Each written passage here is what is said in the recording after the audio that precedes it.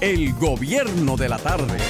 Regresamos al gobierno de la tarde. Son las 5. Estaba en el aire, por favor.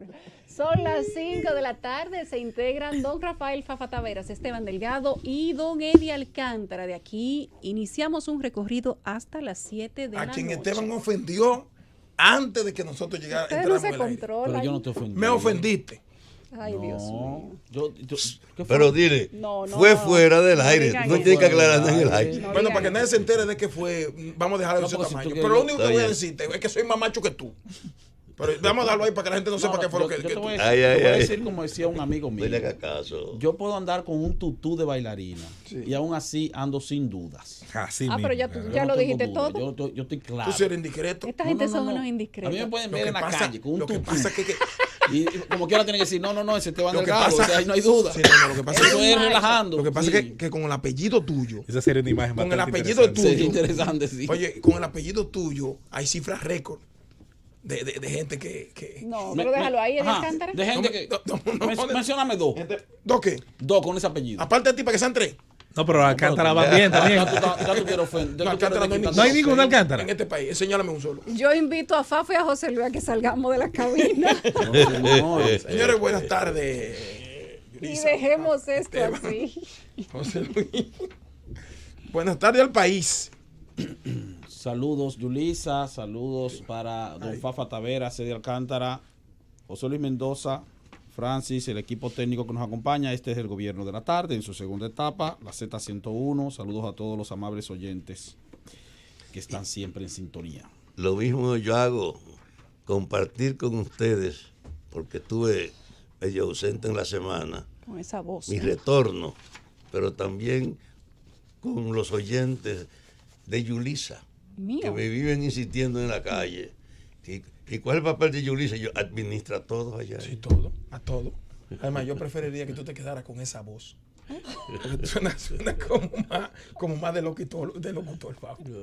Señores, miren. Fafa, ¿cuándo te regresa la voz? Hace un ratito, vi en un cable internacional a un funcionario del Departamento de Estado o de Seguridad de los Estados Unidos admitir que la Embajada de los Estados Unidos en Venezuela envió comunicación símil a carta credencial al presidente interino Juan Guaidó, ratificando Se va poniendo bueno la eso. posición del presidente norteamericano Donald Trump de que la embajada norteamericana en Venezuela permanecerá en ese territorio, so pena de que Nicolás Maduro se aloque más de lo que está, porque sería una excusa perfecta para que Estados Unidos pudiera actuar en otro tipo de dimensión, independientemente de la advertencia que le ha hecho Rusia, que todo el mundo sabe por qué Rusia, Irán y China le han dado su respaldo al gobierno. No, China no.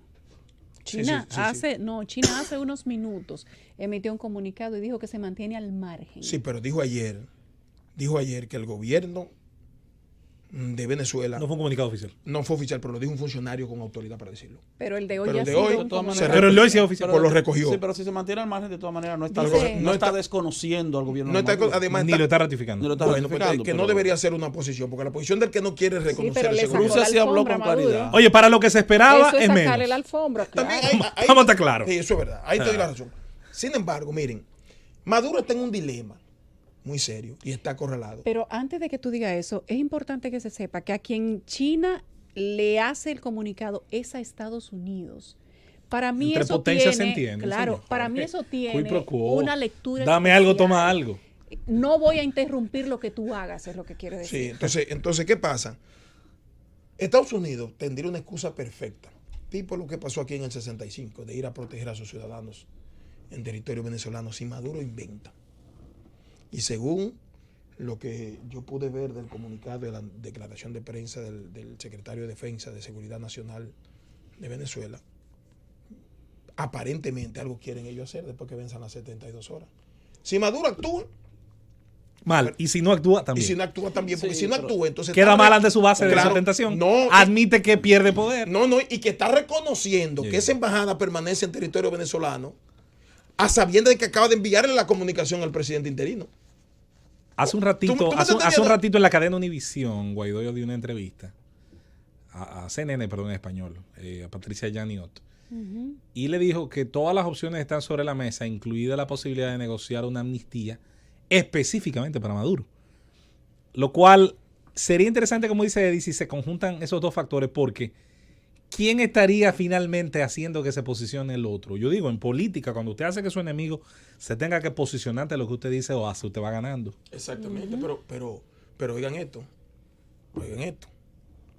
Maduro cometió el error de su vida Se puso el plazo él mismo. poniéndole plazo Él mismo se metió la cabeza a en la el lazo. salida de la misión norteamericana. Porque o está obligado a hacer algo, Exacto. De los funcionarios. o le va a responder. O le van a responder.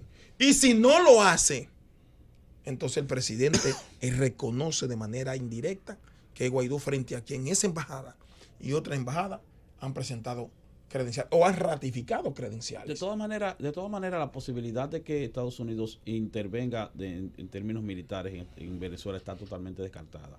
Estados Unidos no está en condiciones Totalmente no. para eso. Estados Unidos incluso no Ese tiene... es un descarte bastante aventurero.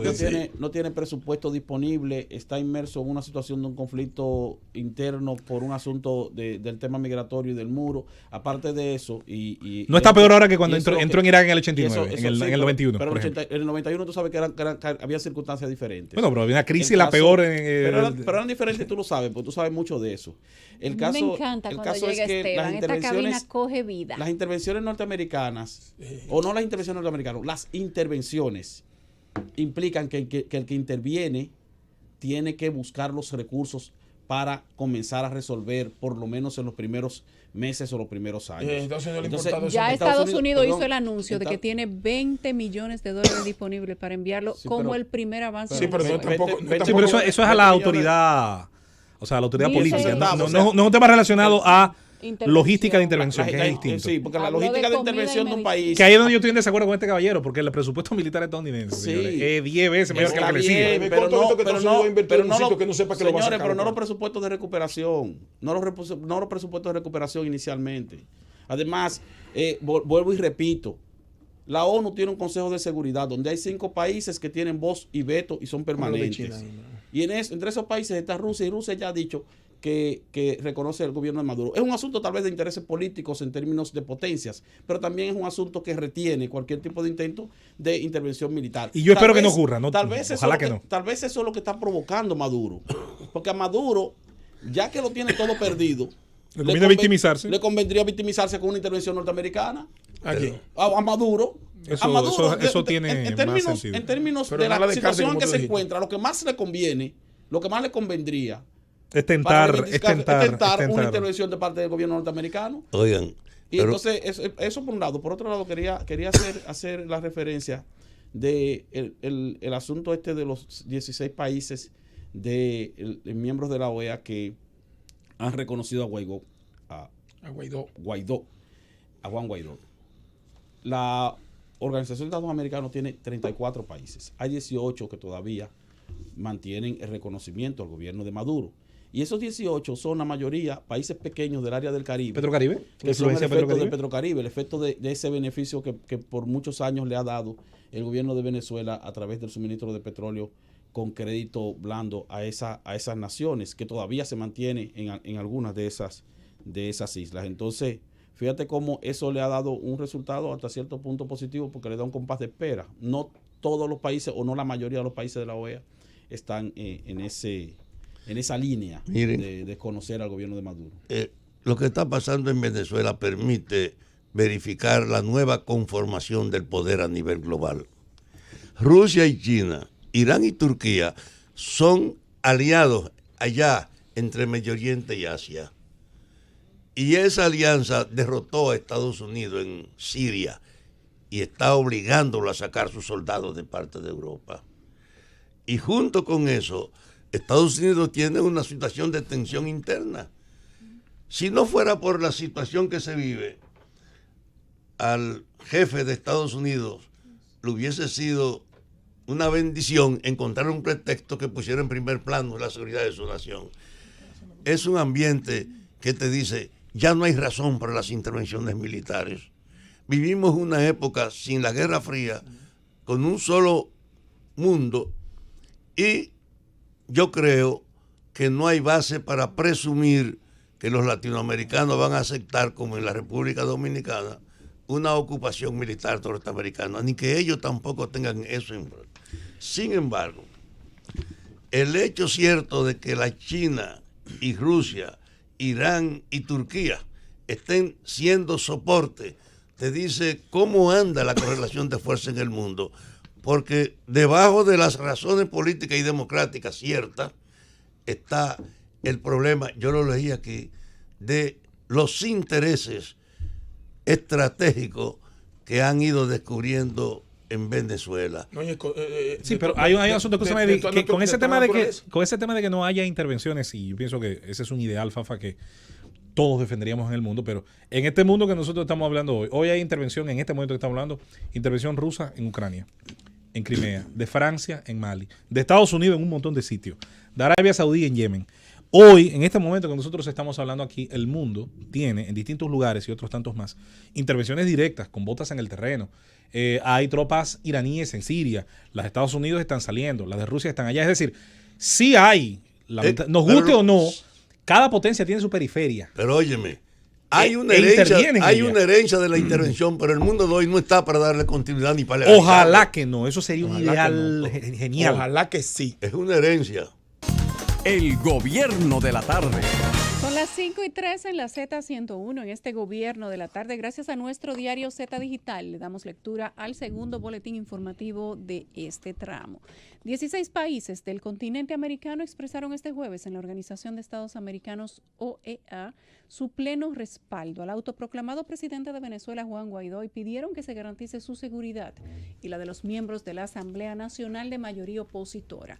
La declaración, una fórmula poco comprometedora y de gran tradición en la OEA, fue respaldada por 16 de los 34 países que son miembros activos del organismo: Argentina, Bahamas, Brasil, Canadá, Chile, Colombia, Costa Rica, Ecuador, Estados Unidos, Honduras, Guatemala, Haití, Panamá, Paraguay, Perú y República Dominicana.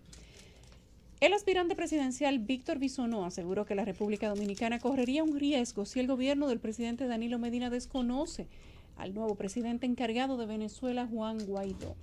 Advirtió que la ambivalencia del gobierno dominicano ante la crisis política de Venezuela podría afectar grandemente el país ante la comunidad internacional, por lo que se hace inminente respaldar al nuevo presidente interino. El director del Departamento Nacional de Investigaciones, almirante Sigfrido Pared Pérez, aseguró este jueves que los mayores esfuerzos en los últimos 70 años de la República Dominicana para combatir la delincuencia producto del narcotráfico lo está haciendo el gobierno del presidente Danilo Medina. Ustedes están viendo en los últimos años un esfuerzo del gobierno a través de diferentes dependencias, como es el caso de las fuerzas de tarea que se están haciendo en la frontera, que son los esfuerzos más importantes, serios y de más recursos que se han hecho en los últimos 70 años, expresó durante su intervención en el gobierno de la mañana. Dijo que está confiado que los recursos de las fuerzas de tarea conjunta e interagencial no se van a dejar esperar. El problema de eso sería, y disculpa, yo sé que estamos en el boletín, ingeniero, almirante, oye, ingeniero, almirante, el problema no son los esfuerzos, son los resultados. Ese es el tema. La Cámara de Diputados de Haití rechazó el presupuesto para este año 2019, lo que agrava la situación del empobrecido país, que vivió un 2018 marcado por una nueva crisis política, económica y social, agudizada por las protestas callejeras en contra de la corrupción y la impunidad. En una carta dirigida al mandatario Jovenel Moïse y dada a conocer este jueves, el presidente de la Cámara de Diputados, Gary Bodó, señaló que este presupuesto no satisface al hemiciclo e instó al Ejecutivo a presentar una propuesta que represente las necesidades actuales. El proyecto de presupuesto para este año es de 132,000 millones de GUD, 1.650 millones de dólares. Madre mía, qué diferencia. La Fiscalía Española pide la pena de prisión permanente revisable, la máxima que se aplica en ese país para la dominicana Ana Julia Quesada por el asesinato del niño Gabriel Cruz, de 8 años, hijo de quien fuera su pareja sentimental en España. Según informó este jueves la Fiscalía Superior de Andalucía, región donde se produjo el suceso, también piden 10 años de cárcel por sendos delitos de lesiones psíquicas a los padres del menor y casi 1 millón de euros por reparación del daño moral para la familia, así como los gastos generados por su búsqueda. Ana Julia Quesada fue detenida el pasado 11 de marzo con el cadáver del niño en su carro, 12 días después de su desaparición, que desde el primer momento había provocado un gran despliegue policial y ciudadano y en el que la acusada participó activamente. Todas estas informaciones pueden ser ampliadas a través de nuestro diario Z Digital y a través de todas nuestras plataformas de redes sociales, @Z101 Digital. Yo escuché detenidamente al almirante Silfrido Pared, amigo nuestro. Por lo menos yo vi que intenciones hay de sobra para hacer la cosa correctamente, pero intenciones. El problema es que aquí están ocurriendo cosas a la nariz de todo el mundo que siempre tienen que ser elementos externos que se produzcan para que nosotros nos enteremos de lo que hay aquí en la República Dominicana. Este señor fue porque Colombia tuvo que llamar aquí y decir, mire, ustedes tienen a fulano allá.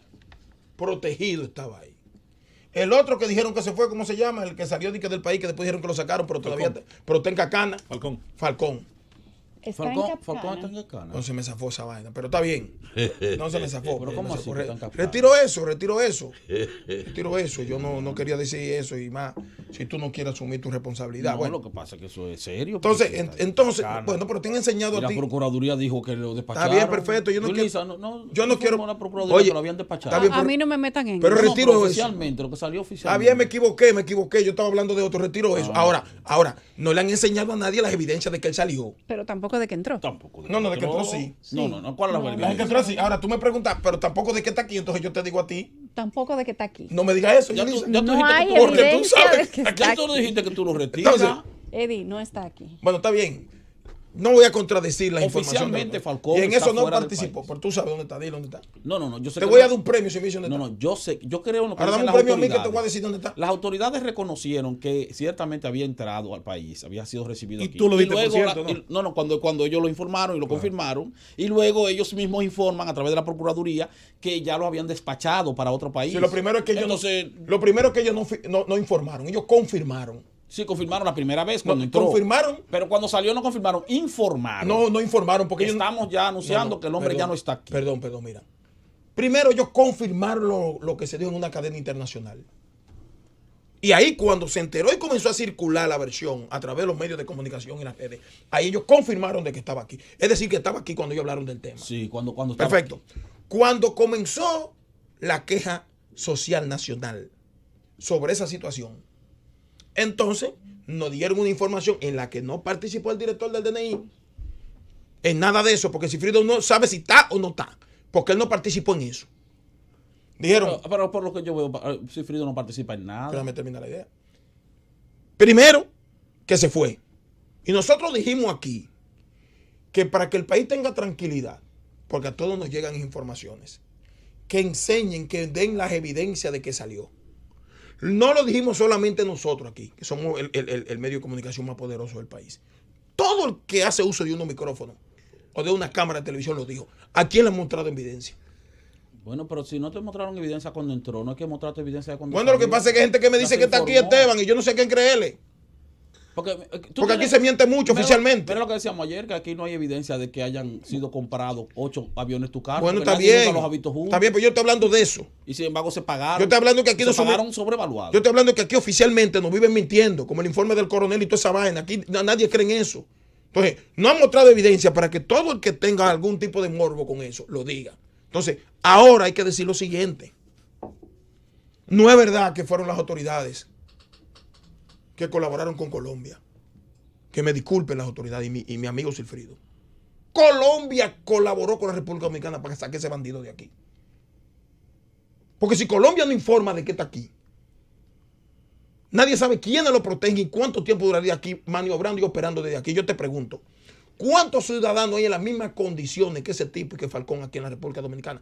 Y que no han sido delatados, no sabemos que están, porque algún curioso no se ha dado cuenta o no han visto un canal internacional. O no ha llamado a un estado que haya sido afectado por eso que están aquí. ¿Y a qué no venían terroristas aquí a Punta Cana?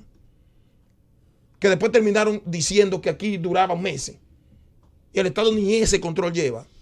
Y abriendo frontera aérea con Honduras, con El Salvador, con países sumamente peligrosos. Si usted no tiene control de quién entra aquí, usted no puede abrir frontera con países que tengan dificultades desde el punto de vista de la criminalidad. Entonces eso no fue verdad. Está fuera hoy ese tipo de aquí porque Colombia llamó e informó a la República Dominicana. Nosotros no tenemos ningún tipo de información ni control de quién entra y de quién sale. En Venezuela, mientras tanto, el señor Vladimir Padrino López ha dicho en discurso público que apoya totalmente al presidente Nicolás Maduro y que lo que se está dando en este momento en Venezuela es un golpe de Estado. Dice que ellos, los militares uniformados, juraron morir por su patria, su constitución y su pueblo, y así tendrá que ser. Bueno, François. Parece que Venezuela sigue caliente, Francia. El gobierno de la tarde. Son las 5:25 de la tarde de este jueves 24 de enero del 2019. Ya la Junta Central Electoral, producto de la investigación que ordenó el presidente de esa entidad en el día de antes de ayer, sabe cómo el señor alias Machete obtuvo documentos. No solamente tenía cédula. Dice la investigación de la Junta Central Electoral que producto de la presentación de documentos falsos, sino que también tenía permiso para tenencia y porte de armas. ¿Cómo Machete tenía obtuvo Machete? Pasaporte y licencia. Pero la Junta Central Electoral está anunciando el sometimiento a la justicia. Qué paradoja. El despido y sometimiento a la justicia de 3 empleados de la Junta por esa situación, y aparte de eso la suspensión de un mes sin disfrute de salario de la encargada de la oficialía civil. Ahora, ¿ustedes saben qué? Donde se produjo esa expedición, que creo que tengo entendido que fue en Santo Domingo Este. Yo haría como en el monopolio. Yo cambio esa cancelación de esa persona y toda esa pendeja por la identidad de los que lo protegieron aquí. Como ciudadano, es decir, yo me sentiría más satisfecho si el tema del registro civil, que es bastante doloroso, que no niego que es bastante, llama la atención, si esa parte me la dejan así y me dicen quién le daba protección a ese señor, porque el problema no es una cédula, no un carnet. No, yo digo que eso es lo de menos. Eso es lo de menos. Pero así que funcionan las cosas aquí. ¿Cómo Machete tuvo un machete? Sí, ¿cómo Machete tuvo un Porque machete? todas las documentaciones de Machete son originales. Claro. Hasta el acta de No dejan de ser machete, pero son originales. Señores, Hasta el acta de nacimiento venezolana, yo debo decir que original. Lo único que está falseado son el nombre. Los datos que contiene, exacto. Sí. ¿Tú me estás entendiendo? O sea, que tú pudieras decir, bueno, aquel fue sorprendido en su buena fue. Bueno, pero rápidamente tuvo su cédula, también investígalo. El machete de Machete. Pero él estaba ahí, yo estoy seguro que por operar como él estaba operando y para llegar un tipo con tanto cuarto que nadie conoce a una zona como esa, tiene que tener algún tipo de protección. Bueno, la persona que hizo la emisión de la cédula en la Junta Central Electoral dice que fue una persona que ella no recuerda cómo se llama. Pero no que, relaje. Sí, pero que si ella lo ve, ella lo reconocería. Pero que ella le hizo ese favor. Y tengo un billete. Está muy bien. Es un tipo con una frente grande, se llama Benjamin Franklin. Está muy Y tiene bien. los pelos para los lados. Tiene un billete de 100. Ahora La las Junta no ha dicho a cambio de qué Las hizo ese favor. identidades son aquí una mercancía, la gente sabe eso. Qué El barbaridad. problema es, como ustedes dicen, la protección. ¿Y qué vínculo estableció? Porque estaban negociando, era en el mercado que estaba. Bueno, esa persona ¿Dónde están los socios no ha dicho a cambio de qué, porque simplemente dijo que lo hizo a solicitud de una persona que fue allá y se lo pidió. Y yo me pregunto, si yo voy a una junta del distrito, entrego mis documentos, no verifican que son ciertos, simplemente los reciben y ya, y me la dan de una manera expedita, así, porque yo pida un simple favor. Simplemente me hago la pregunta para entender si ciertamente este personal pudo haberlo hecho sin que mediara un medio de pago Cuando un funcionario para emitir el documento. Cuando un funcionario asume conscientemente la violación, no lo hace ni por favores ni por inconsciencia, es con un preso que lo hace. Sí, estoy de acuerdo contigo. Además, ni tan buena gente son los que están frente a esas cosas, que a uno mismo le iban echando bocho cuando le queda un papelito. No sé si a usted le ha pasado. Que tú vas pero para que te cambien, por ejemplo, un registro civil o que te cambien el estatus civil y te dicen, no, traiga el acta de divorcio o traiga el acta de matrimonio, mira la profesión, no, tráigame el título. mira, lleva una S adicional, no, vuelva a traerme el acta de nacimiento. Y a esta persona le salió tan fácil. A veces favor. Le cambian el sexo en la cédula. Le cambian el sexo en la cédula, que le ponen masculino por femenino o viceversa. Le dicen, bájese la pantalla. El caso es que ellos a uno tienen que lo que debería hacer la Junta Central tienen que Electoral. demostrarle uno el error que tiene, la corrección que uno va a hacer, tienen que demostrarla con evidencia fehaciente. La Junta Central Electoral debería abrir una investigación entonces para hacer un levantamiento y determinar con qué frecuencia se han estado dando esas situaciones, no solo en ese caso, sino también en otros casos y en otras oficialías.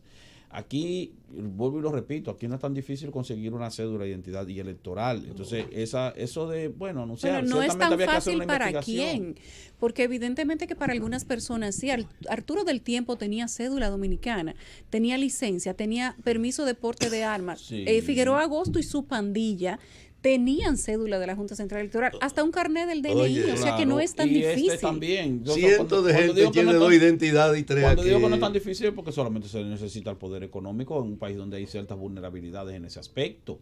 O sea, tú mencionaste 3 personas con amplio poder económico. Estamos hablando de un capo de la droga que controlaba el tráfico de droga en toda la región del Caribe, de acuerdo con lo que salió en los medios de comunicación, y ese tipo no tiene la posibilidad de conseguir una cédula de identidad electoral original en la República Dominicana. Exacto, lo acabas de decir, en la República Dominicana. Claro que sí, hasta con menos que él. Hasta gente que tenga menos que él. El problema es que aquí las instituciones no están todas premiadas. Mira, aquí hay gente que se dedica, por ejemplo, a estafar a algunas entidades bancarias a través de transferencias fraudulentas, de cambio de cheque facho, de tarjeta de crédito. Yo te pregunto, cuando se presentan frente a un cajero a cambiar un cheque facho con otro nombre, o algún tipo de transferencia o algún fraude de esa naturaleza, tienen que tener algún tipo de cédula que por lo menos tenga de la evidencia de que es cierta y que es original. ¿Dónde la consiguen? Y siguen operando. Entonces siguen operando porque la siguen consiguiendo. ¿Tú comprendes lo que te digo? Sí. Entonces, aquí todas esas instituciones están premiadas. Oye, porque Colombia descubrió que estaba aquí el señor Machete. Por eso. Porque Colombia descubrió que estaba Machete aquí, no nosotros. Bueno, y porque Colombia estaba interesada entonces también en apresarlo. Si nosotros no tenemos el interés de apresar a un ciudadano que vino y que no sabemos que es narcotraficante o que era narcotraficante, no sabíamos que estaba siendo perseguido, no sabíamos que estaba siendo buscado. El mismo DNI dice que cuando llegó a la República Dominicana no tenía ningún tipo de orden de búsqueda ni de captura. Entonces, eso se contradice con las autoridades de Colombia. De allá de Colombia. Colombia dijo que es diferente. Pero Colombia dijo que desde el 2015. Es lo que dice la autoridad aquí. Ercilio Veloz Burgos es mi amigo de hace muchos años.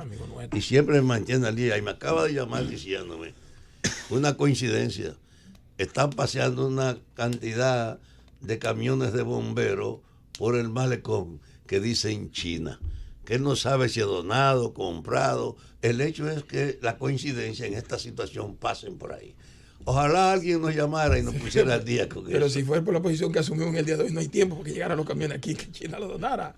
Fafa. ¿Cómo? O sea, si fue porque nosotros estamos con China por el tema que yo creo que no hay tiempo para que llegaran aquí. No, a veces es para comercializarlo y le cambian el nombre. Sí. Parece que lo sacaron de aduana.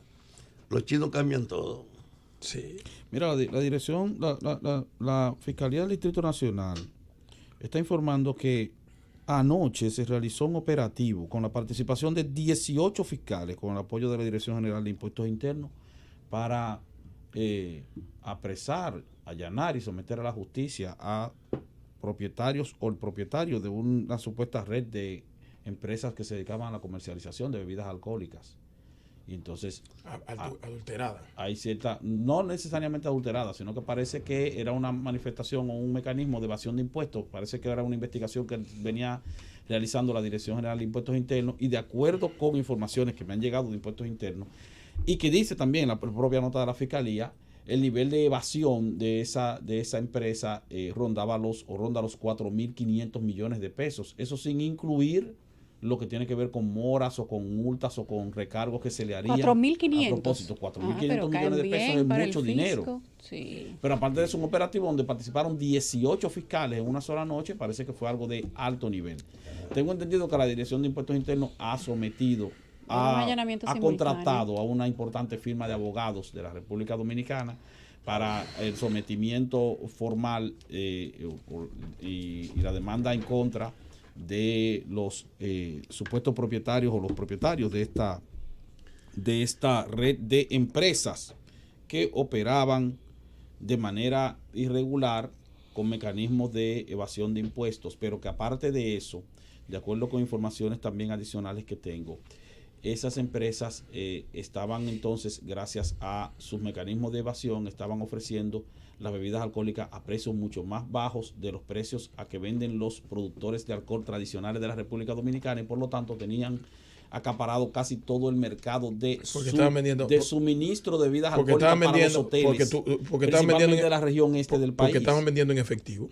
Estaban vendiendo en efectivo y estaban vendiendo a precios muy por porque debajo. Porque tú te dicen a ti con tarjeta o en efectivo. Es más, había muchos centros de expendio de bebidas. La competencia desleal que era en efectivo que cobraban, no se estaban tarjetas. Otra información que tengo de buena fuente es que la Dirección General de Impuestos Internos, aparte de este procedimiento mediante el cual está sometiendo a la justicia a estos empresarios del área de bebidas alcohólicas, le tiene el ojo puesto a otros empresarios también del área de bebidas alcohólicas que estarían realizando manifestaciones de evasión de impuestos por montos que duplican lo que acabo de mencionar, de poco más de 4,000 millones de pesos. Y entonces me imagino que es una motivación para que cualquier empresario que esté en esas prácticas vaya y se ponga al día antes de que se produzca una situación como la que acaba de anunciar la Fiscalía del Distrito Nacional. Permítanme decirle que como pedí que me llamaran por teléfono a alguien acerca de los camiones, yo reaccioné, me dice mi amiga, un poco tarde, y conté 18 camiones que dicen servicio o donación china.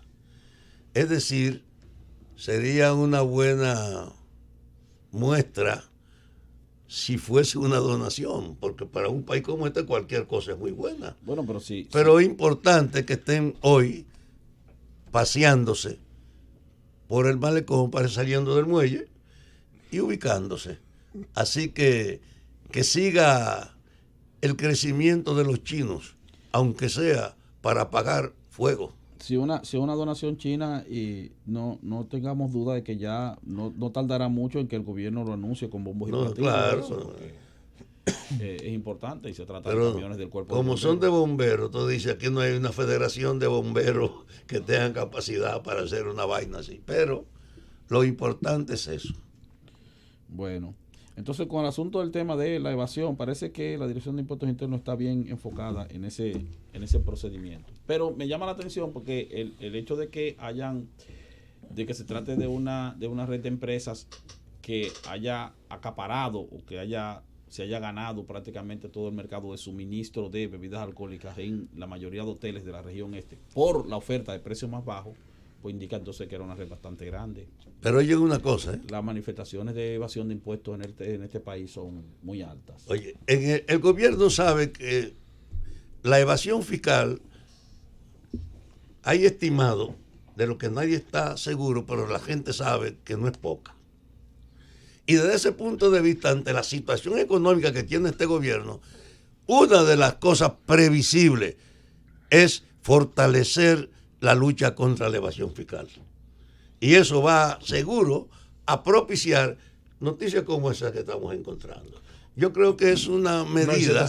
y se está haciendo un trabajo para lograr eso. Eso hay que reconocerlo.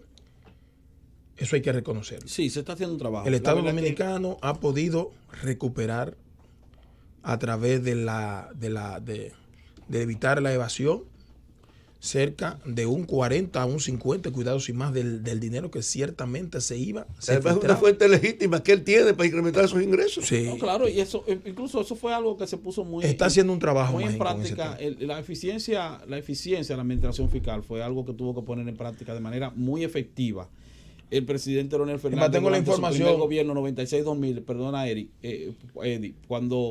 cuando teniendo un Congreso en contra, no podía recibir el favor del Congreso para que le aprobaran préstamos por un lado, ni para que le aprobaran impuestos por otro lado. Por lo tanto, lo que tuvo que hacer fue administrar mejor el aparato estatal y ser más eficiente en cuanto a la recaudación de impuestos sin aplicar reforma fiscal.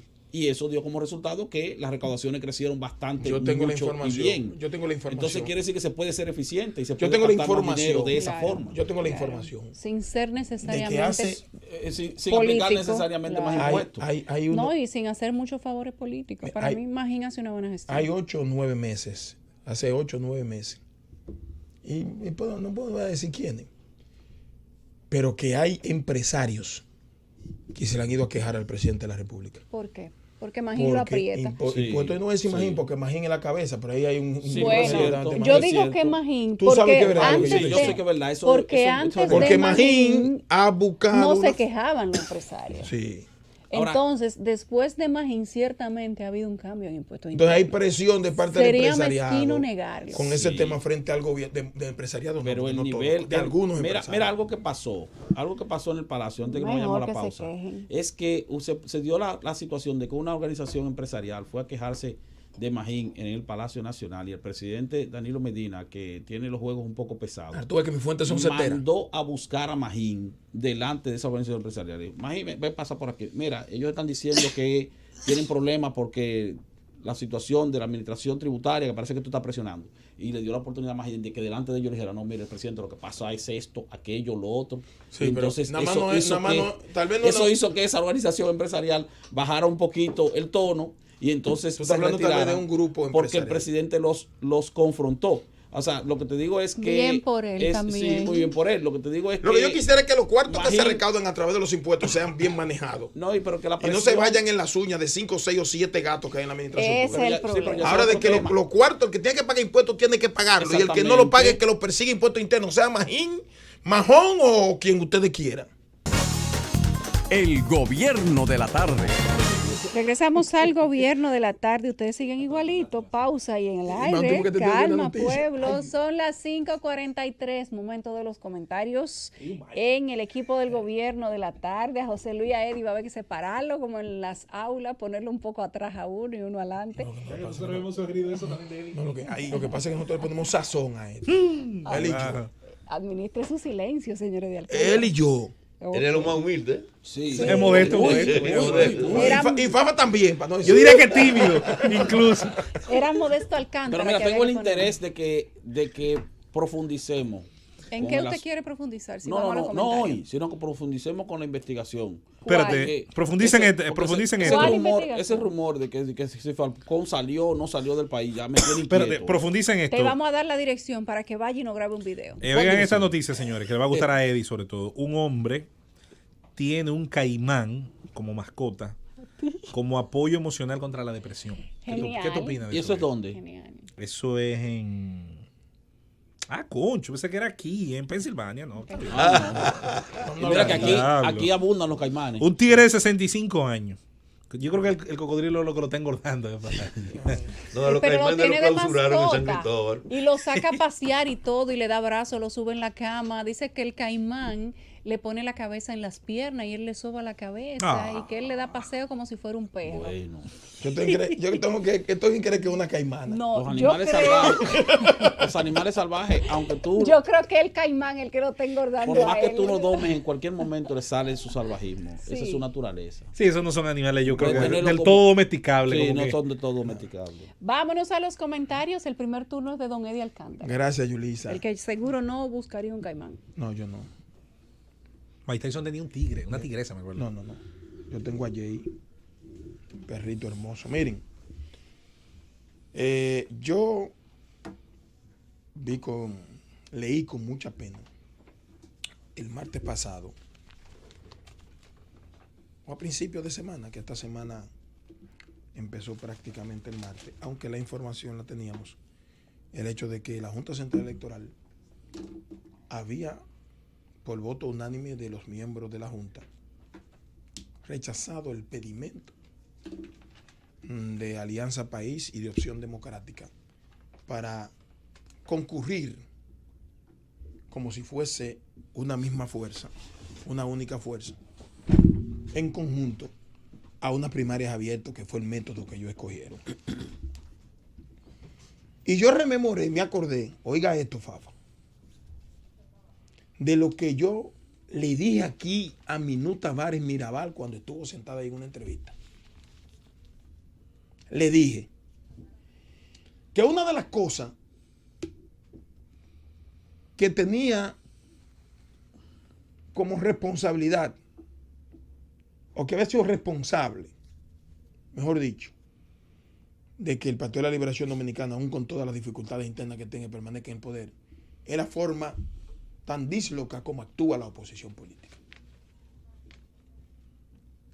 Y le dije que acaban de aprobarle un partido, acabando de entrar en vigencia la nueva ley electoral y de partido político. Yo creo que tú estabas, Esteban, ya. Sí, sí, claro. Y que ella estaba obligada a concurrir con fuerza propia a ese certamen electoral del 20. Y la respuesta de Minú, mi amiga que no me dejó ni terminar, fue que no es verdad. Porque el partido a ella se lo habían aprobado porque intervino la decisión de un tribunal. Y yo le decía que no era verdad, pero imagínense usted con la experiencia política que tiene Minú, un enano desde el punto de vista jurídico y político de la política vernácula de este país como yo. No puedo a una persona con tanta experiencia rebatirle eso, sino que acudí a, como siempre cuando discuto con ustedes y entiendo que tengo la razón y ustedes me plantean algo diferente, a la consulta de los textos que certifican y me confirman y esclarecen tal vez el error que yo tengo, que siempre lo hago. Por eso cuando vuelvo y hablo del tema nunca me equivoco. Si me equivoco en algo, y lo reconozco cuando me equivoco. Pero ¿dónde que está el problema? El que también le reclamé a ella, como le reclamé en una ocasión que estuvo aquí a Guillermo Moreno, de que el problema es que mientras todos estén actuando creyendo que tienen posibilidad de ganar las elecciones, con un PLD que ha creado un mecanismo clientelar que le permite comenzar con 2 millones de votos, no es posible que pueda salir del poder. Y se lo he dicho al PRM, se lo he dicho a los reformistas, el partido al que milito, se lo he dicho a todos. Una batalla librada por más de año y medio en la que el presidente quería imponer como metodología única las primarias abiertas y que ellos, conjuntamente con el grupo de partidos de oposición, o mejor dicho, en la oposición, combatieron para que no se estableciera las primarias abiertas como única metodología. Y resulta, y viene a ser, que llega un momento de la concertación en la que se puede decir que se le dobló el pulso al presidente, que tuvo que aceptar entonces que todos los partidos políticos tuvieran la posibilidad de coger cuál metodología fuera más conveniente para esa organización política y no una única metodología. Resulta que cuestionaron el hecho de que otros partidos que con ellos estaban librando la batalla para que no se impusiera, óigame esto, partidos que junto con ellos se estaban librando la batalla para que no se impusiera metodología únicamente abierta, entonces ellos lo cuestionaron porque se sentaron a decir hay que aprobar una ley de partidos políticos y esa ley de partidos políticos debe contener la diversidad de metodología para la escogencia de los candidatos. Y ellos dijeron, negociaron. Me acuerdo yo que sí que trillaron al precandidato del PRM, a Luis Abinader. Sí que trillaron a los reformistas, dijeron que los reformistas se vendieron. Yo recuerdo como ahora, que no vuelven a sentarse en una mesa con los reformistas. Recuerdo como ahora. Resultado. Entonces cuando se aprueba la diversidad de metodología, ¿tú sabes qué metodología cogieron ellos? La misma que estaban combatiendo. Primarias abiertas. A sabiendas de que todavía su organización política no tiene las posibilidades de presentar una boleta con la totalidad de las candidaturas que se requiere para concurrir en el proceso electoral del 20. Y hoy están entrampados en un tema de que la Junta Central Electoral, que acaba de obtener una sentencia en el que le reconoce las atribuciones administrativas para disponer cuantas resoluciones fueran necesarias para el buen desenvolvimiento del montaje de los procesos electorales,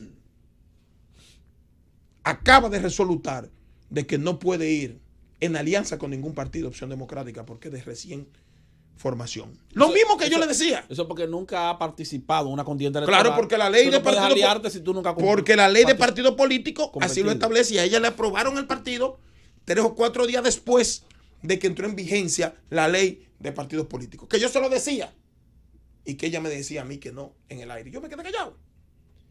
Ahora tienen un dilema, una situación entrampante de que al no poder concurrir en ese proceso interno, como ocurre por ejemplo en Chile, porque ella tiene esa limitante, resulta que ahora ella tiene que montar un proceso de primaria abierta para que ella escoja los candidatos a nivel nacional, a 4,000 y pico candidaturas.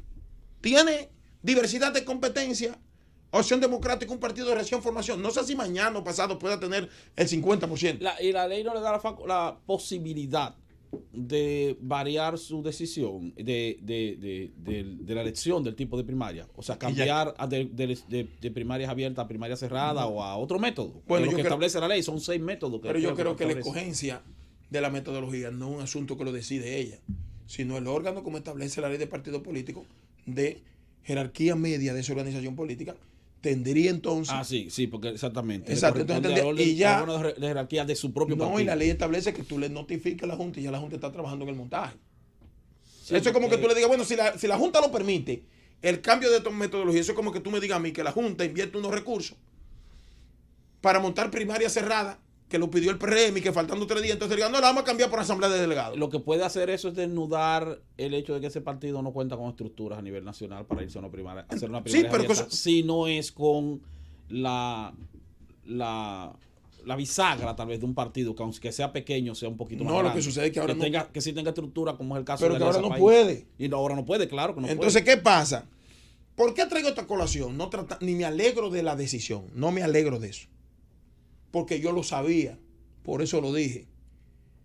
El problema es que el comportamiento tan alocado de los sectores de oposición es lo que permiten que un gobierno, aun teniendo el rechazo que tiene, un partido que va a cumplir consecutivamente 16 años en el poder y el desgaste se le está notando, puedan todavía estar discutiendo por la candidatura presidencial porque entienden que tienen posibilidades de retener el poder. Por ese tipo de comportamiento. Todos los partidos de oposición no entienden cuál es su papel cuando se está estructurando un esquema de gobernación en un país que se puede eternizar y tú no entiendes que la lógica te indica a ti y la ciencia política te indica a ti de que tú tienes que buscar concertación mediante el desprendimiento del liderazgo de la oposición para que puedan entonces primero romper ese esquema y posteriormente fortalecer el sistema de partido. Por ese tipo de comportamiento. Ahorita todos se creen líderes y ahorita tú esos partidos que no tienen posibilidades presentan candidatura presidencial. Ahí no está el problema. Entonces lo que hacen es que dispersan el poder que pudiera tener en unificación la oposición política para llevar una buena opción de competencia contra el partido de gobierno. Frente a un partido que comienza con el bobolú, con el boboeto, con el boboloto, y la gente no entiende que eso es un engaño. Que aquí tiene que venir un subsidio a las cosas de mayor necesidad para la sociedad dominicana, que ellos tengan acceso con facilidad y a bajo costo, y no ese tipo de tarjetica que se benefician 3 o 4 vivos. Ese es el discurso que tiene que enamorar la oposición. No diga que va a aumentar tarjeta y aumentar vaina. Ellos comienzan con 2 millones de votos. Lo que te indica que hay que hacer una gran concertación para poder sacarlo del poder. Independientemente de la dificultad que tengan como partido político. Peña Gómez, entonces, actuando de esa manera tan incoherente, y se lo he dicho a todos los partidos de oposición, entonces no procuren ustedes tratar de sacar del poder a los que se tienen que ir del poder, que es el PLD. Actúen correctamente. Eso es una locura lo que acaban de hacer esos 2 partidos políticos. Y que me perdonen, que saben que lo aprecio a los 2, pero me duele lo que está ocurriendo. Y me dolería más que en el 2020 todavía sigamos con lo que tenemos o con lo que estamos. El gobierno de la tarde. Son las 5:58, este es el gobierno de la tarde. Nosotros ahora vamos a recibir la llamada del señor Ángel Rondón Rijo, el principal imputado del caso de Brecht, quien en el día de hoy ha hecho una aclaración interesante. Ha dicho que sí es cierto que él sobornaba para la aprobación de préstamos y proyectos al ministro de Hacienda y directores de crédito público, porque él no los ve acusados dentro del expediente, y que sí ciertamente han intentado que él hable, ¿por qué no lo aprietan? El señor Ángel Rondón está en nuestra línea 11, ha hecho, digamos que una especie de discurso de sentido común, y vamos a conversar con él respecto a sus declaraciones del día de hoy. Señor Rondón, buenas tardes, gracias por aceptar nuestra llamada. Hola, Julissa, ¿cómo Hola. está? Hola, aquí estamos bien, ¿y usted? Bueno, en estos afanes. Podría estar mejor, ¿verdad? Podría estar mejor. Señor Rondón, usted dijo en el día de hoy durante las audiencias, previo a las audiencias, que si usted sobornaba para la aprobación de préstamos y proyectos a personas como ministros de Hacienda, directores de crédito público, porque ellos no están en el expediente. No fue hoy, fue ayer antes de la audiencia. Correcto. Yo decía justamente que si la fiscalía me acusa de yo haber influenciado y haber sobornado a los miembros de licitaciones de cada institución para que los miembros del comité de licitaciones de cada institución para que le adjudicaran proyectos a Odebrecht. Eso lo mencionó y lo dijo la fiscalía. No hay ninguno de esos miembros imputado. Entonces, si no está imputado, yo no lo pude haber sobornado. Decía también que ellos dicen que yo intervenía e influenciaba en los miembros de Hacienda y directores de presupuesto para que incluyeran en el presupuesto general de la Nación esos proyectos. Tampoco hay ningún ministro ni director de presupuesto en la acusación. También que yo influenciaba en los directores de créditos públicos y ministros de Hacienda, pero tampoco hay ninguno en el presupuesto, en la acusación. También dicen que yo agilizaba en el Palacio el envío al Congreso una vez firmado los contratos de préstamo, y tampoco hay un consultor jurídico del Poder Ejecutivo en la acusación. Decía también que cuando llegaba el contrato al Congreso, yo lograba que una celeridad espantosa que aprobaran los proyectos tanto en la Cámara de Diputados o en el Senado de la República. Bueno, en el caso de la Cámara de Diputados, se descarta que haya habido soborno porque no hay ningún diputado involucrado ni acusado. Dejaron uno al senador Tomás Galán, relativo, que efectivamente en su gestión posiblemente se aprobó el 95% de los financiamientos a favor de obras de Odebrecht, y dos de senadores de la oposición, Andrés Bautista y Chubat, que posiblemente aprobaron el 5% de los préstamos. Pero en ninguno de los casos, de los que están y de los que no están, yo he sobornado a nadie. ¿Tú me entiendes? Entonces, yo no pude haber sobornado a los que no están, pero mucho menos a los que están. Señor Rondón. Eso fue lo que yo dije. Señor Rondón, para complementar esa pregunta, usted sabe que ya, usted es el primero que debe de saber que Odebrecht admitió que dio $92 millones en sobornos a República Dominicana. De hecho, está pagando una multa por eso. Con eso se están construyendo cárceles ya. Si no lo dio a través suyo, entonces, ¿cómo Odebrecht entregaba los sobornos? Mira, yo te voy a decir algo importante. Odebrecht yo lo conocí en el 2001. Yo no conocía a Odebrecht. Yo lo conocí a través del embajador de entonces de Brasil en República Dominicana. Una llamada que me hizo los contactos, y llegamos a un acuerdo para que yo fuera su representante aquí. Y Odebrecht ha admitido que si ellos sobornaban, lo hacían directamente. Y hubo una prueba de un funcionario, es administrador de EGI, que dijo en la Procuraduría General de la República que un ejecutivo de Odebrecht le ofertó directamente a él $80,000. Mis abogados han solicitado varias veces ese interrogatorio y no le ha sido suministrado. Ni tampoco el juez ordenó que se le entregara ese interrogatorio. Entonces, es una muestra fehaciente que Odebrecht actuaba directamente. Odebrecht actuaba directamente, no tenía que, Odebrecht no estaba intermediario de nadie. Pero yo quiero que tú sepas, Yulisa, algo más. En las delaciones de Odebrecht en Brasil, Estados Unidos, hasta República Dominicana, en ninguno de los párrafos dicen que yo era la persona que distribuía el soborno. Ellos dicen que Odebrecht actuaba directamente o a través de intermediarios o intermediarios. No mencionan mi nombre por ningún sitio. Porque yo te voy a decir una cosa. Ellos hablan de los 22 millones de la primera vez. La segunda vez la acusación dice que son 136. Y yo de esa cifra no sé para nada. Yo siempre he dicho que por honorario en 16 años me gané con Odebrecht 101 millones de dólares. 16 años, que son 5 años, son 5 millones por año. Y que solamente he recibido de ellos 79.2 millones de dólares.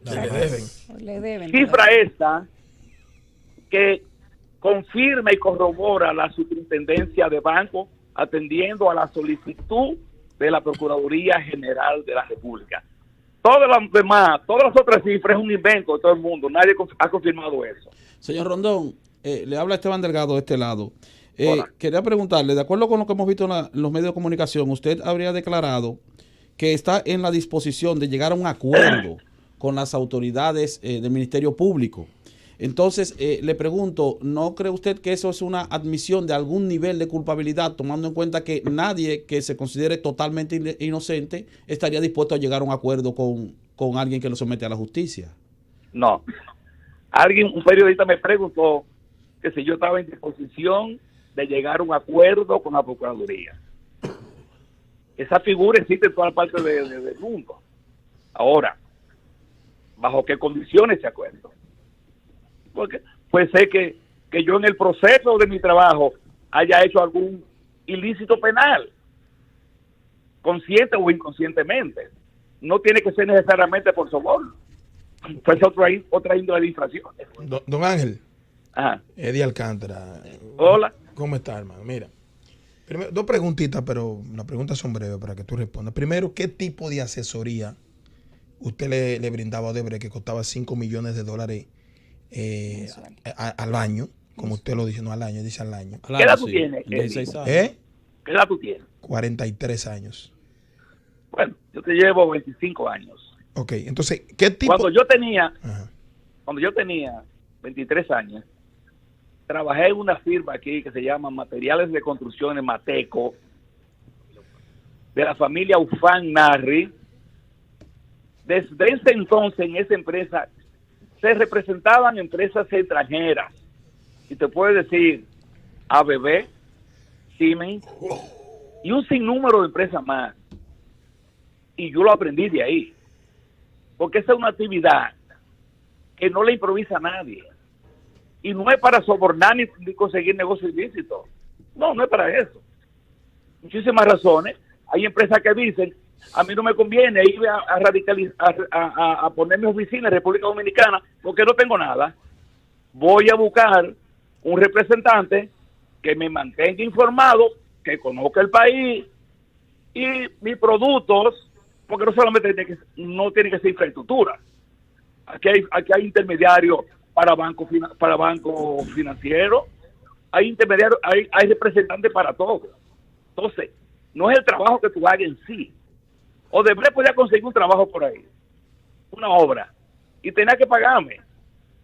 Porque cuando Odebrecht vino aquí en el 2001, ni ellos, y mucho menos yo me imaginaba que en 15 años íbamos a conseguir 6,000 millones de dólares en obra.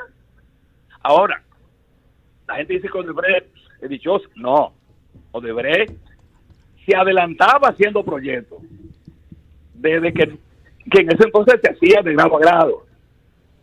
Pero tuvo un país también que apoyó a la República Dominicana con financiamiento. Hermano, que los otros países, Estados Unidos, España, no tenían esas facilidades. Bueno, quien ofertaba esas facilidades era el que podía ganar. Tan sencillo como eso. La última pregunta que te le iba a hacer junta. Si la Procuraduría General de la República, que yo he criticado, porque tú sabes que estando todo el mundo en libertad, no es verdad que nadie tiene presión para hacer un acuerdo. Si la Procuraduría General de la República te propone un acuerdo, no sobre la base de lo que están procurando los abogados de usted como condena, que es por una posible evasión o equivocación en el pago de los tributos, y se sienta y le dice, mire, dígame todo lo que usted sabe de esto, porque lo que luce es que no te están proponiendo un acuerdo, porque temen que tú digas todo lo que tú dices que tienes que decir, porque cuando usted dice, voy a decirlo todo, hasta yo tiemblo aquí, yo estoy temblando aquí.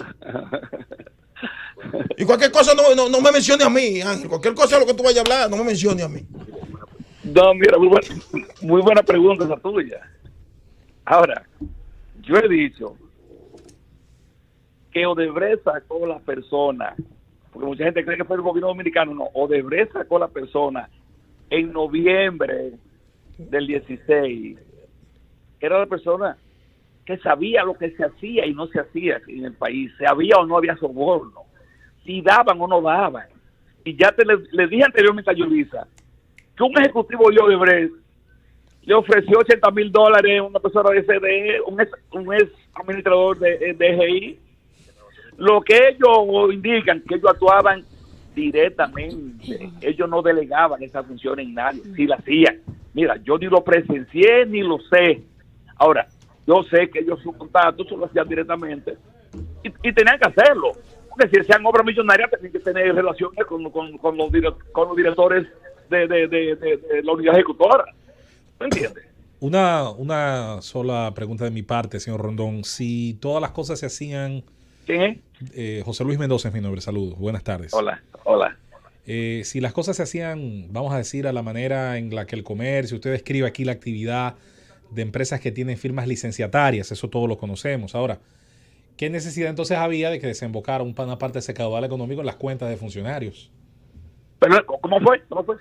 Si las cosas se hacían pura y simplemente por razones comerciales, es decir, si las operaciones financieras se hacían por razones puras y simplemente comerciales, ¿cómo terminaba dinero en las cuentas de funcionarios implicados? ¿Cómo terminó dinero en las cuentas de senadores, diputados o de esas personas implicadas? Mi querido, yo no tengo esa información de que Odebrecht le transfirió directamente ni a legisladores ni a funcionarios. Y hasta el momento, en la acusación que yo he visto, no he visto una prueba de eso, ni de lo que están ni de lo que no están. Señor Rondón, ¿cuál es su expectativa después de ver todo lo que se ha dicho, el expediente de acusación del Ministerio Público, las personas que pudieron ser introducidas y no están, las que están que pudieron no haber estado, y todas las pruebas que más de 1,100 y tanta que dice el Ministerio Público que tiene, que son fehacientes y que van a ser de calidad para ir a un juicio de fondo? ¿Cuál es su expectativa, sabiendo usted que dentro de todo esto hay una lucha y un circo que es político, sabiendo usted que de muchas cosas de las que usted diga también podrían desencadenarse otras, y sabiendo usted que también si usted dice mucho podría verse más perjudicado de lo que está? Mira, Yulisa, yo nunca me he salido de lo que siempre he dicho. Yo siempre, porque se dice que tú confías en la justicia y te beneficia. Sí. Si no te beneficia, maldita justicia. Palo si boga y palo si no boga. Sí. Ahora, yo lo que te digo una cosa. Si es prueba, si es prueba, yo no le tengo ningún temor que ese expediente se consiga mañana. Ahora, tengo que admitirte algo. Mi temor pudiera ser de que manos externas puedan influenciar en el aspecto político, o temor a los Estados Unidos, temor a la sociedad civil, a la marcha verde. Todo eso es un problema. No podemos tapar el sol con un dedo. Ahora, yo lo que te digo una cosa. Si conmigo nos fajamos de prueba a prueba,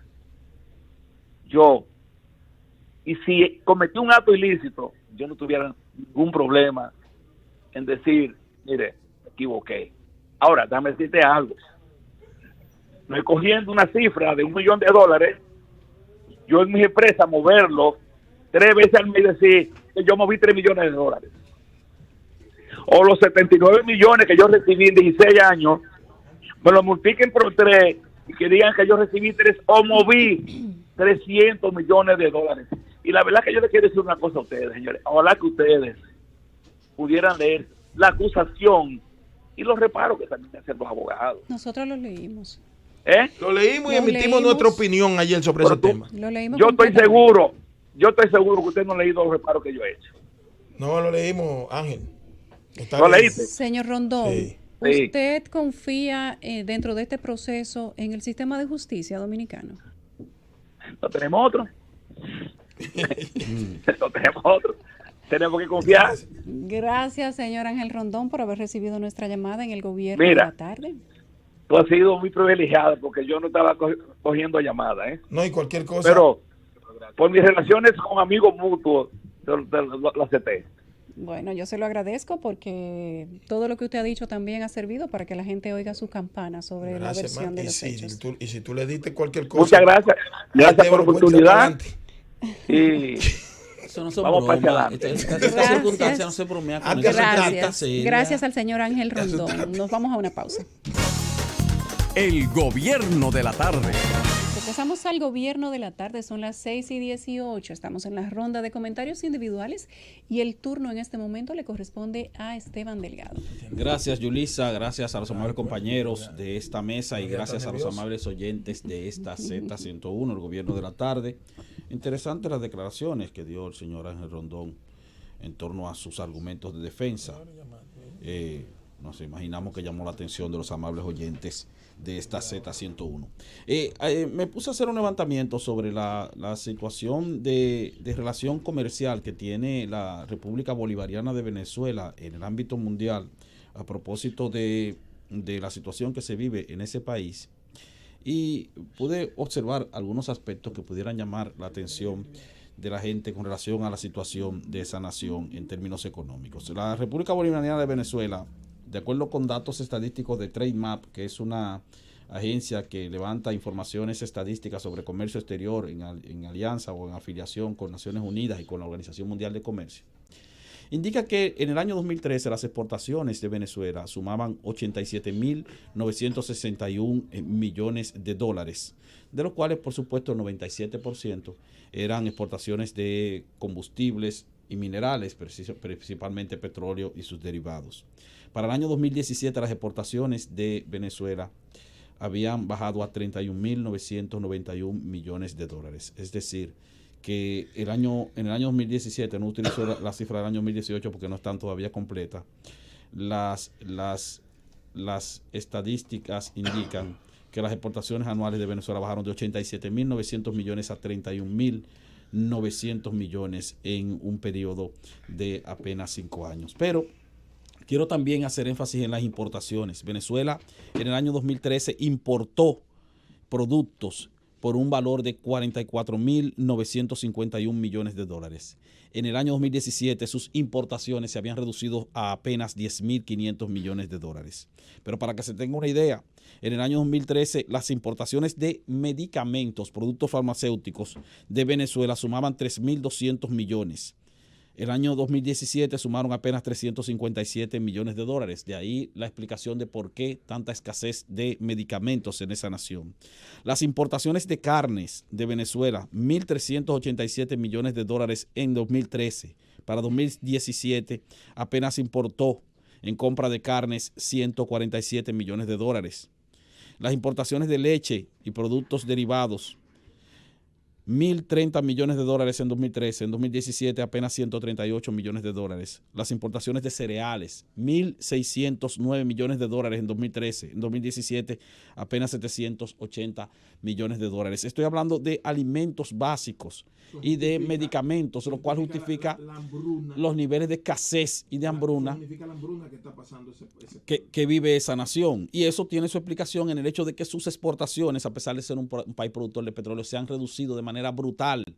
Es cierto que Venezuela vive principalmente el petróleo y que tiene buenas reservas de ese producto tan importante para la economía mundial, pero también es cierto que PDVSA viene operando con elevadísimas deficiencias. Sobre el intercambio con Estados Unidos, señores, las exportaciones de Venezuela hacia Estados Unidos en el año 2012, y estas son cifras del Departamento de Comercio de los Estados Unidos. En el año 2012, Venezuela exportó hacia Estados Unidos 38.723 millones de dólares. En el año 2012. Sin embargo, sus importaciones desde esa nación fueron 17,000 millones, por lo tanto la balanza comercial con Estados Unidos siempre ha sido favorable para Venezuela, y es porque Venezuela le vende petróleo y derivados a Estados Unidos. Ahora, el año pasado, esas exportaciones se habían reducido a apenas 12,300 millones de dólares al mes de octubre.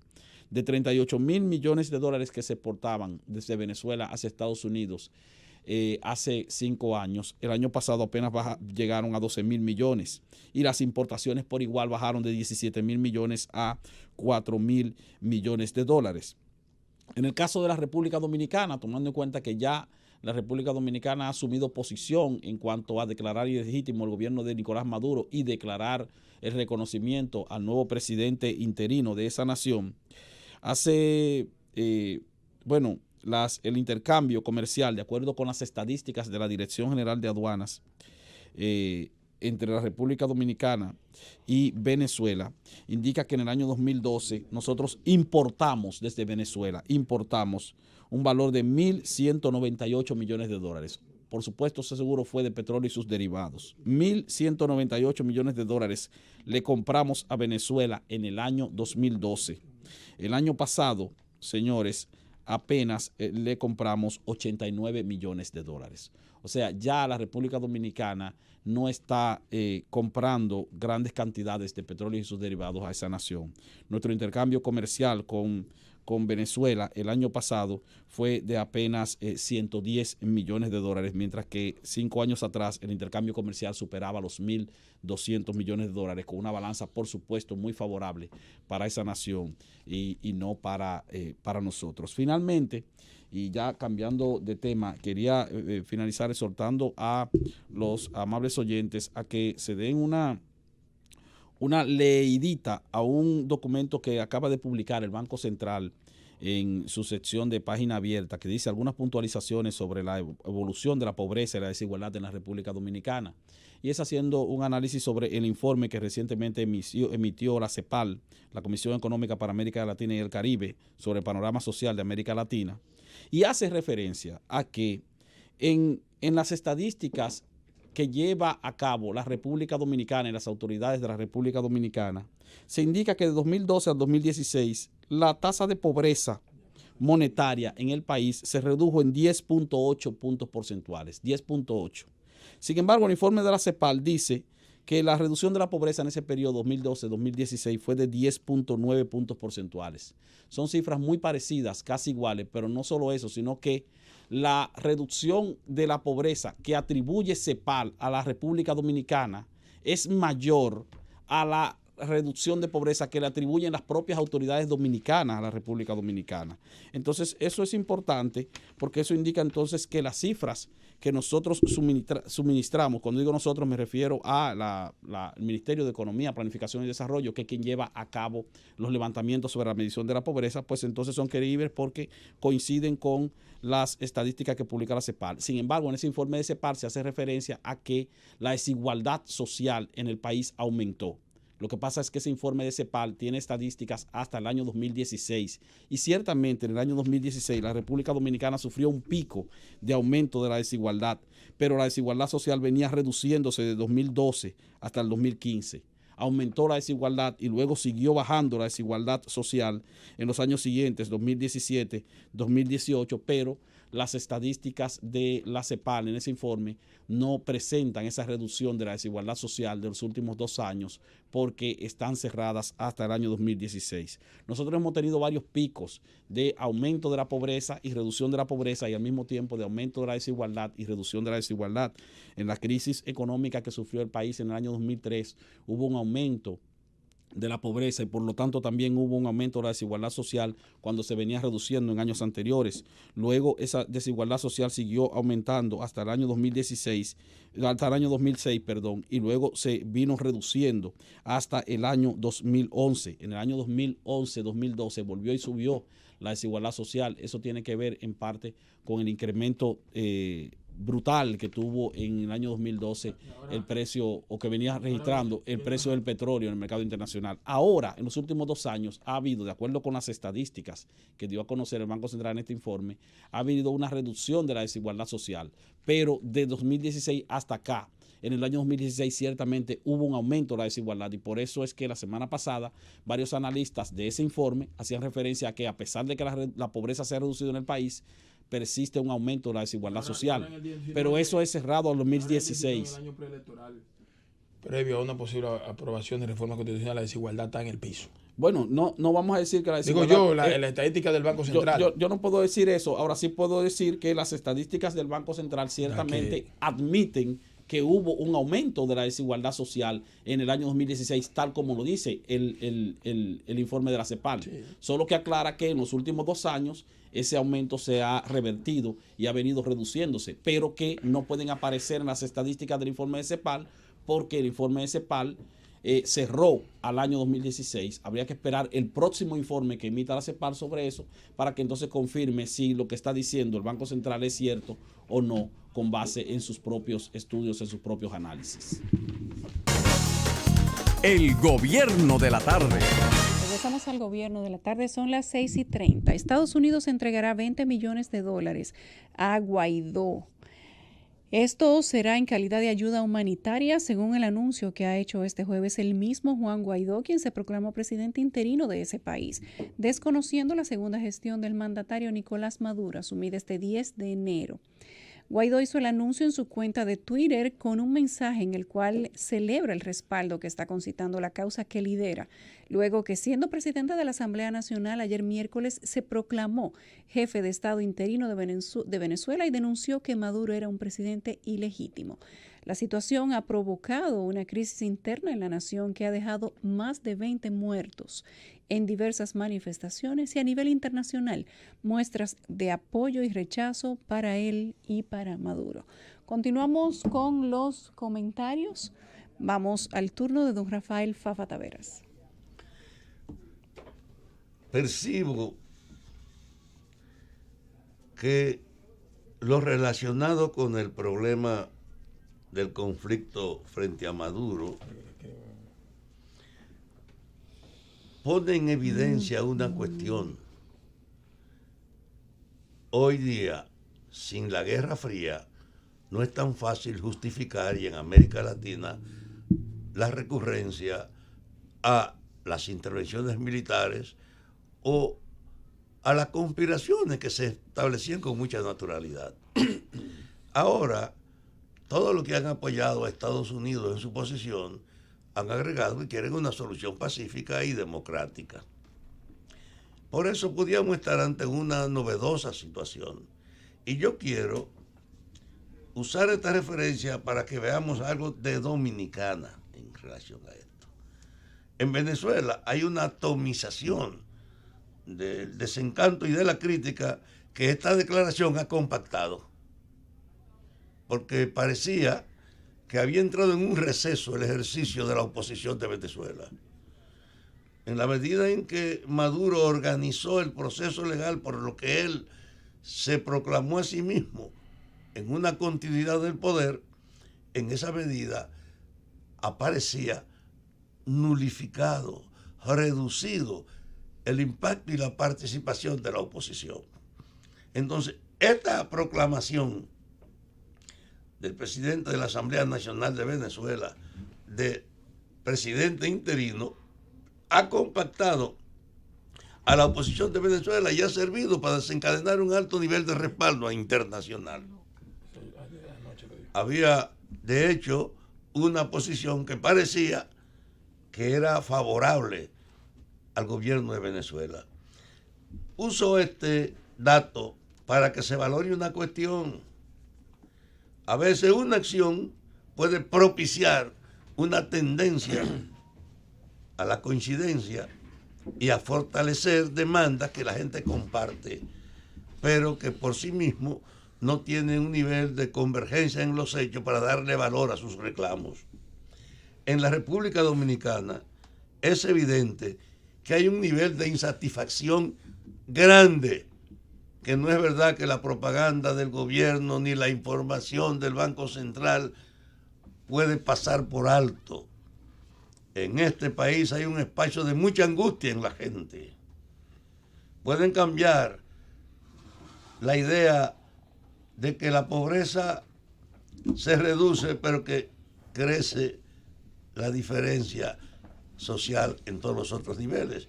Y eso dice, te están cambiando una explicación de fondo, pero aceptando que hay una expansión de la insatisfacción social y económica. En la República Dominicana, junto con esa realidad de que aquí hay una situación de profunda perturbación económica para grandes sectores de la población, de que esta es una sociedad que no puede encubrir el hecho de su incapacidad competitiva en un momento en que lo que crece es el consumo de los dominicanos, bajo el estímulo de la promoción creciente que en esta época de la globalización de la comunicación se produce. La gente cada vez más tiene deseos, necesidades, cada vez más tiene tentaciones frente a la promoción, y sin embargo, para una gran parte de la población, cada vez es más difícil conseguir con qué disfrutar esa oferta o con qué sobrevivir. Ese hecho está mezclado entonces, esa creciente atomización, esa creciente expansión de la insatisfacción, pero carente de convergencia y de unidad, que aquí es pública, está ahora bajo el impacto de la campaña electoral. Una campaña que tiende, después de la aprobación de las primarias abiertas y solo con un partido reclamando la primaria cerrada, tiende con las primarias abiertas a legitimar el mercado electoral, a poner en evidencia la posibilidad de que con los recursos que tiene disponible el poder que ha impuesto la forma de las primarias abiertas a su disposición, porque tendrá una legitimación sin precedente el soborno y los compromisos económicos, porque ha desaparecido el vínculo con los partidos en el orden de que gente que no es de la organización va a poder participar seleccionando a los dirigentes y a los candidatos de su grupo. O lo que es lo mismo, tú puedes salir a buscar gente, no solo para ti, sino para lo que son los intereses colectivos de tu grupo. Contrario a lo que pasa con el grupo, con el partido que se asoció a la petición de primaria cerrada, que tiene frente a esa evidencia de la comercialización de la política, frente a esa evidencia de que va a ser un mercado de derroche en la inversión, tiene que presentarse cómo tú le vas a hacer resistencia precisamente a un incremento económico en una sociedad como esta que está profundamente agobiada. Yo le decía a un amigo, solo si esa oposición que es partidaria del cerrado, si esa oposición que está comprometida ahora con un listado, con un padrón, hechos por ellos, buscándolo ahora mismo como un objetivo central, no pasa por alto un hecho. ¿Cuál es la formación que le está dando al que busque, al que se inscribe contigo? ¿Cómo tú lo vas a contraponer a la inversión del soborno y de la compra? Solo si eres capaz de crearle una conciencia que anteponga frente a la corrupción una política de decir, vamos a recuperar la política, vamos a tratar de que la corrupción no se generalice ni nos compre la voluntad. Eso es un desafío que en esta situación y extendiendo a 10 meses es de envergadura para la oposición, porque en el fondo puede imponerse a todos los niveles el volumen y la dimensión del gasto que va a acarrear la campaña electoral. Y ahí yo quiero hacer una referencia a los partidos. Se planteó el problema de Minú porque no le permiten participar y ella no va a tener tiempo para construir su propia fuerza. Pero yo no tengo duda que los partidos que se dejen seducir por la posibilidad de organizar su participación en primarias abiertas como propaganda, pueden terminar aplastados por una cuestión. La base para enfrentarse a este gobierno, para usted enfrentarse al monopolio del poder que existe hoy, es poder producir una gran alianza fuerte y confiable.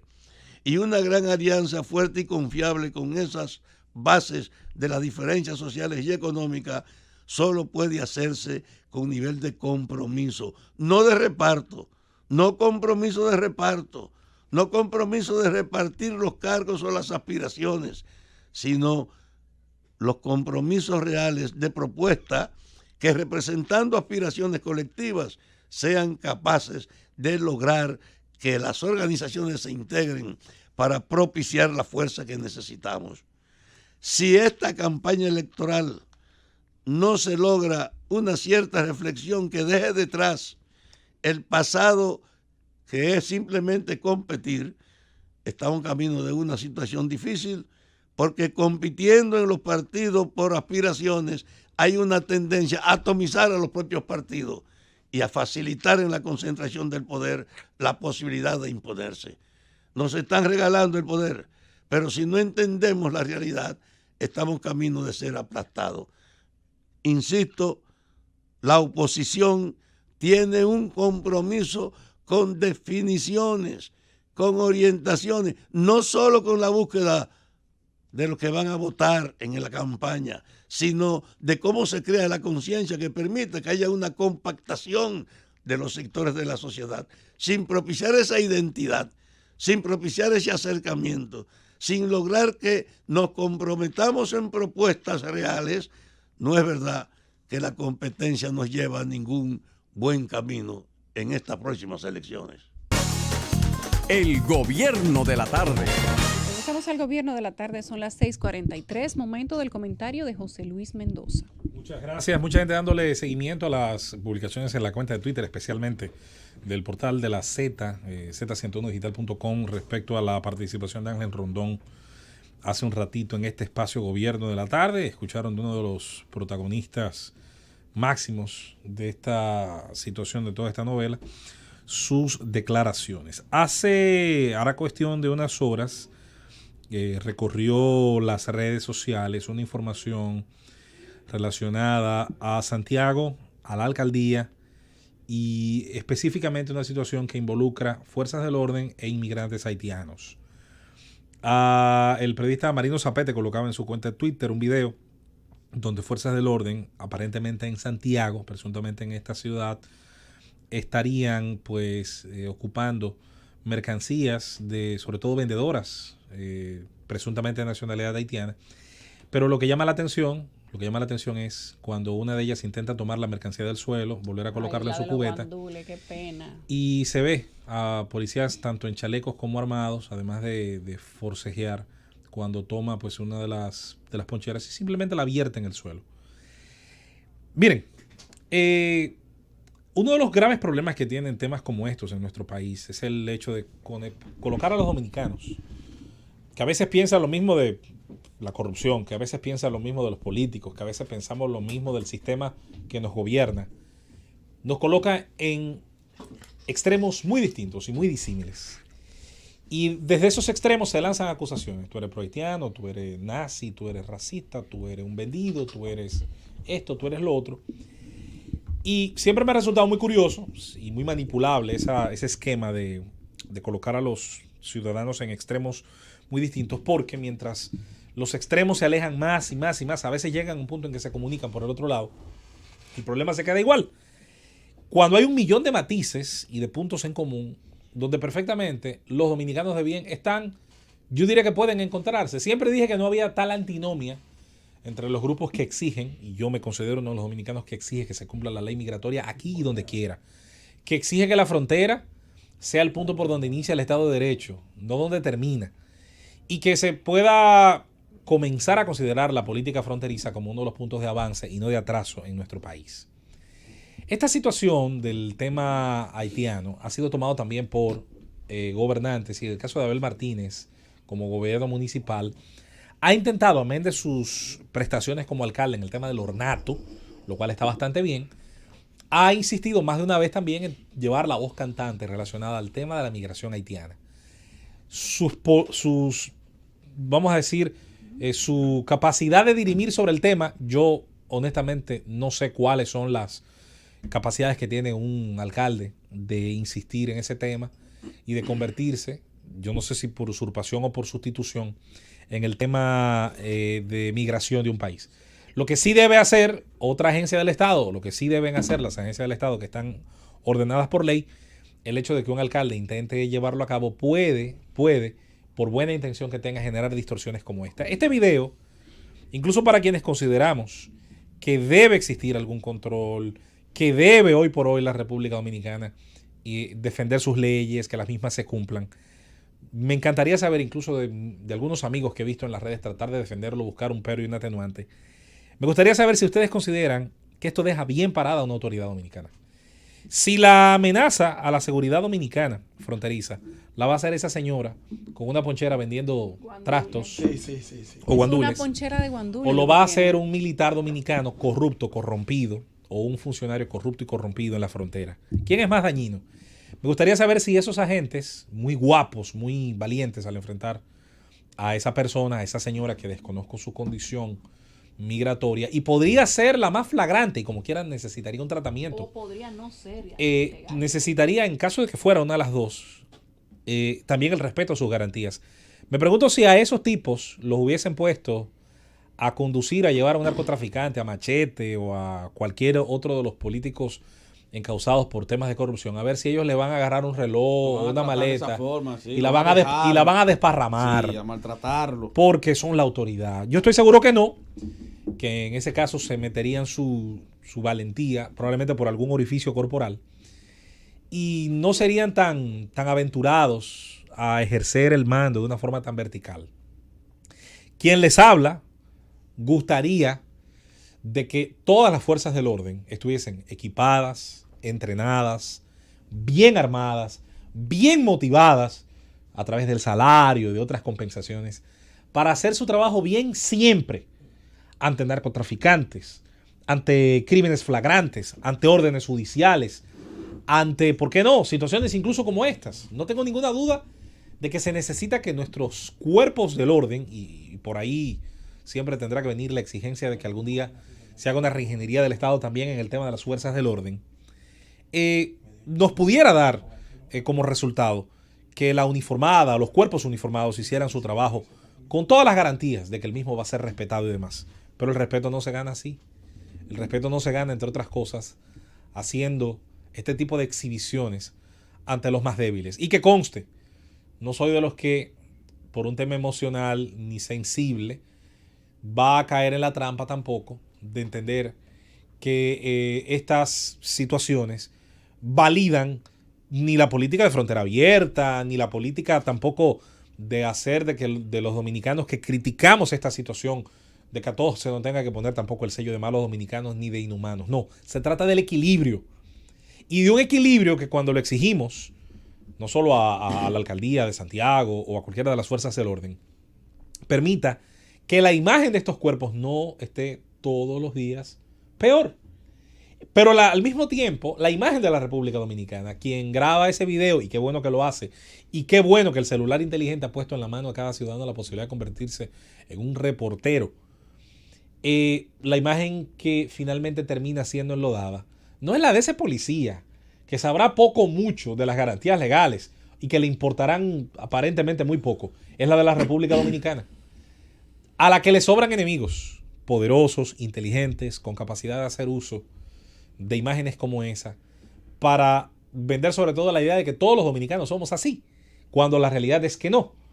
El lugar más seguro probablemente para un haitiano trabajar y encontrar la comida y las riquezas que luego va a enviar vía remesa o va a enviar por otras, y hasta la protección, es la República Dominicana, hasta la protección legal, sí. Porque aquí hay una policía que funciona, porque aquí hay cuerpos del orden que funcionan, aunque esos mismos cuerpos del orden, como es el caso, como es el ejemplo de ese video, luego por la vía de estos excesos, muchos o pocos, terminan contaminando la imagen del resto que funciona bien o del resto que funciona mejor, para no decir que del todo funciona bien.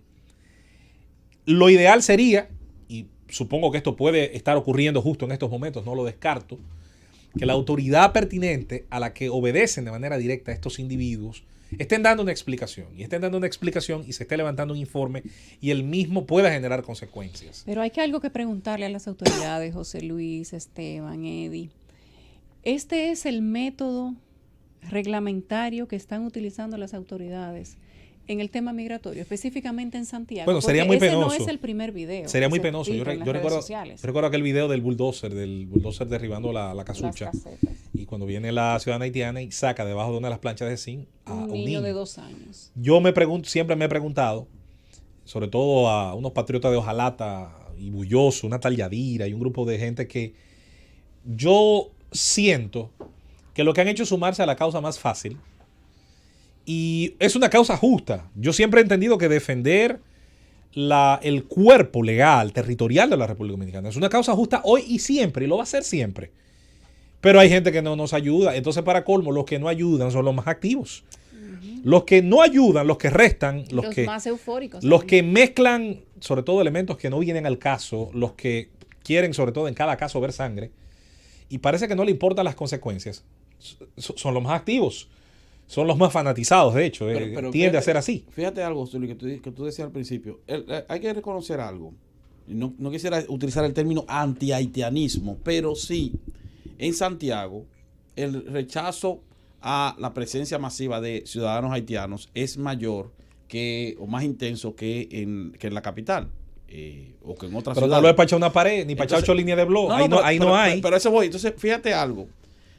Uno no se explica por qué el alcalde de Santiago ha asumido una bandera anti-haitiana que se sale que no la tenía antes, cuando era presidente de la Cámara de Diputados. Exactamente. Entonces, lo que uno observa es que tal vez esa posición es una posición más de interés político por ganarse o por congraciarse a determinados ciudadanos o determinados sectores de la ciudadanía de esa provincia que lo que en realidad pudiera estar sintiendo. Yo no soy el que va a criticar nunca. Y no le corresponde, como tú decías al principio, no le corresponde a él, por la posición que tiene, llevar esa bandera total. Por eso tenemos un ministerio de Interior y Policía, para eso tenemos una dirección de migración. Que es la que tiene que hacer su trabajo. Tenemos un ejército que es el que en todo caso también tiene que ver con la protección de la frontera. Para eso tenemos un cuerpo especializado que se llama CESFRON. CESFRON, de seguridad fronteriza. Que es una combinación de cuerpos solamente para ese punto, para ese flagelo. Yo no soy el que va a criticar las ambiciones políticas de Abel, ni las de David, ni las de nadie. De hecho, he dicho y sostengo que muchas veces de esas ambiciones dependen sus buenos servicios como alcaldes. Yo no quiero saber de políticos en ambición, son mediocres la mayoría. Tiene que ser ambiciosos. Pero utilizar esa bandera como que... Ahí está el dilema, y estoy contigo, sobre todo porque le hace pensar, yo no tengo ninguna duda de que ese individuo que estaba haciendo eso en el video, él cree que se la estaba comiendo. Seguro. Él entiende que le estaba haciendo el mejor servicio a la República Dominicana. A mí me encantaría que él hiciera eso mismo en un descampado de la frontera en Dajabón. Me encantaría que hiciera eso mismo en el callejón de la droga, donde ocurrió la muerte de un oficial militar dominicano. Ahí es que necesitamos esa guapesa, ahí es que necesitamos esa bravura, para impedir que por una cantidad de dinero que todo el mundo sabe se entrega por cabeza, entonces luego entre un autobús lleno de inmigrantes que no tienen los papeles, los documentos regularizados, por todos los efectos que provoca, porque es la teoría del árbol envenenado, de la corrupción, porque es un acto de corrupción permanente por acción y omisión de la frontera. Surgen otros elementos que generan distorsión. Desde la distorsión laboral, pasando por la mano de obra barata, que en condición casi cuasi esclava, no hace sino reducir y disminuir las posibilidades de plazas de trabajo para el obrero dominicano. Que jode mucho, que exige seguridad social, que exige el pago justo, que exige, obviamente, condiciones. No las va a exigir un inmigrante que generalmente tiene una mano adelante y otra atrás y que puede sacrificar o está en condiciones de sacrificar una serie de derechos buscando pura y simplemente lo que su país no obtiene. Eso está claro. Y en medio de esa madeja, entonces tienes a los dominicanos discutiendo de un lado y de otro. Uno acusándose de antipatriota, el otro acusando de racista, prohaitiano, antitiano. Y mientras tanto el problema saben que sigue igual. Y los elementos que se enriquecen con los flujos mayoritarios de inmigrantes ilegales, igual se siguen llevando la mano al bolsillo. También sigue igual. Esa es una penosa realidad. Evitémosle, señores, más escarnio a la República Dominicana y a sus instituciones. Cuidemos mucho la imagen a veces de los uniformes que ustedes llevan, oficiales policiales y militares, y sobre todo pensemos a largo plazo en la solución de los problemas. Gracias, nos despedimos con esto. Hasta mañana a las 3 de la tarde nuevamente. El Gobierno de la Tarde.